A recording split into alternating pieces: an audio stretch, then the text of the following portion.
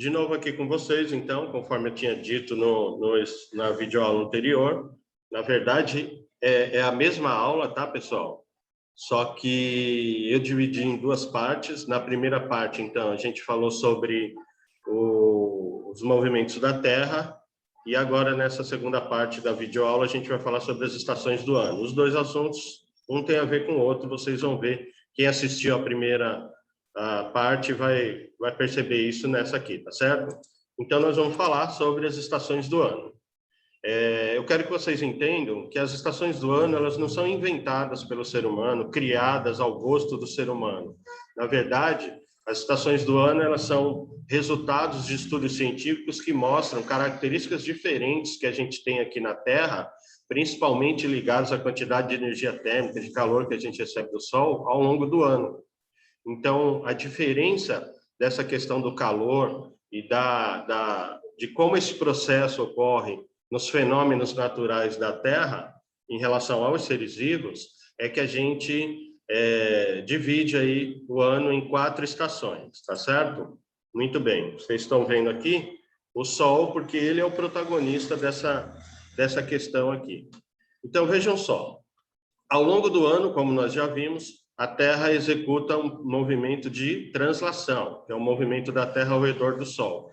Esse movimento de translação é que determina as estações do ano, que vocês veem aqui, março, junho, setembro e dezembro, quando essas estações mudam, tá? Por que elas mudam, então? Porque ao longo desses períodos, a incidência da energia do Sol que a gente recebe, da energia térmica, do calor que a gente recebe do Sol, é diferente, tá? Então, essa diferença em relação à Terra e a diferença em relação aos dois hemisférios, hemisfério norte e hemisfério sul, e foi por isso que eu peguei a linha do Equador desde a videoaula anterior, a primeira parte, e vou falar novamente nessa videoaula, nessa segunda parte, pegando como parâmetro a linha do Equador. Então, de acordo com a diferença da incidência da energia do Sol nos dois hemisférios, norte e sul, e ao longo do ano, no movimento de translação, é que nós temos a determinação das estações do ano e as características específicas de cada estação dessa, tá certo? Então, aqui é o movimento de translação, e esse movimento é que dá as diferenças em cada estação para a gente. Aqui vocês podem observar os termos equinócio e solstício. O solstício e o equinócio, eles são a determinação da época do ano em que a gente tem uma variação maior dessas características, e aí é onde a gente tem o início de cada estação, tá? Então, no equinócio e no solstício, nós vamos ter o início de cada estação do ano. Então, cada estação do ano ou vai iniciar no equinócio ou vai iniciar no solstício. E baseado em que a gente cria essas datas para início de cada estação do ano, em cada hemisfério, lembrando disso, né? Baseado nas características que a Terra apresenta em cada época do ano, tá? E nessas datas aqui que vocês observam de início de cada estação do ano, a gente tem algumas características que são mais intensas. E aí eu vou pegar um exemplo desses para vocês. Então, por exemplo, em determinadas épocas do ano, a entrada do inverno, por exemplo, vamos pegar a entrada do inverno como exemplo, a gente tem dia mais curto e noite mais longa, ou seja, o dia ele escurece mais cedo, dando início, então, à nossa noite, tá? Se vocês prestarem atenção ao longo do ano, vocês observam isso com facilidade. E, por exemplo, o verão, a gente tem um dia mais longo e a noite mais curta, no sentido de que demora mais tempo para escurecer. Então, já adentrando o que a gente chama de noite, a gente ainda está recebendo luz do sol, tá? Então, essas características que predominam em cada época do ano, elas dão origem, então, a cada estação do ano, e o equinócio e o solstício, eles são determinados quando isso se torna, essas características das estações do ano se tornam mais marcantes para a gente, tá certo?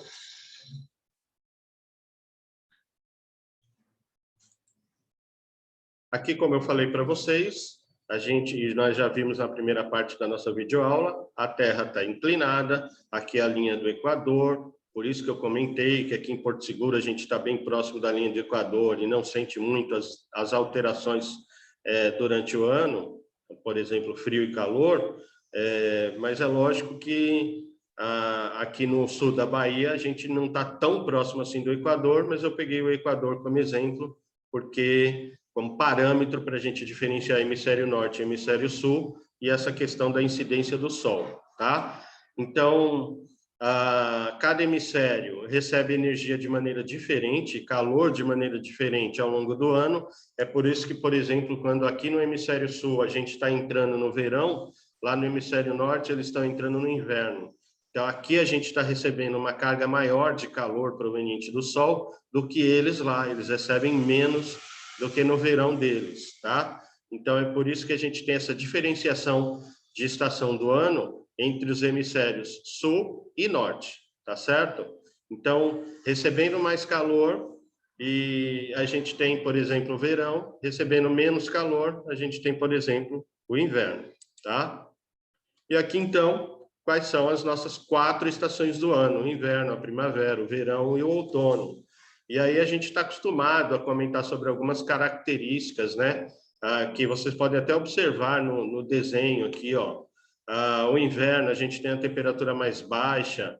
Na primavera, a estação das flores, que a gente costuma chamar, né? No verão, a gente tem uma incidência maior de calor. No outono, a gente tem uma temperatura mais amena, nem tão calor, nem tão frio ainda, certo?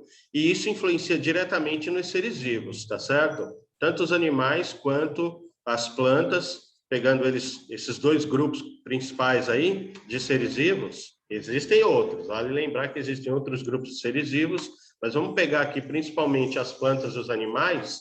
As estações do ano, elas interferem no nosso estilo de vida, tá? Por isso é importante, e que eu falei lá no início da videoaula, não é simplesmente um charme, uma ideia do ser humano. Isso aqui é realmente baseado em estudos científicos em que cada estação do ano dessa apresenta características diferentes. Então, por exemplo, muitos seres vivos buscam a época de primavera ou verão para se reproduzir, que é uma temperatura mais alta para os primeiros dias de vida da sua prole, dos seus filhotes, tá certo? Então, muitas plantas, por exemplo, no outono e no inverno, derrubam suas folhas. No outono mesmo, a gente vê, por exemplo, aqueles filmes, principalmente norte-americanos, por exemplo, no outono, o chão forrado de folhas que caem das árvores. Por que as plantas derrubam algumas delas derrubam tantas folhas no outono e no inverno? Porque é uma época que tem menos luz, menos intensidade de luz para fazer a fotossíntese, por exemplo.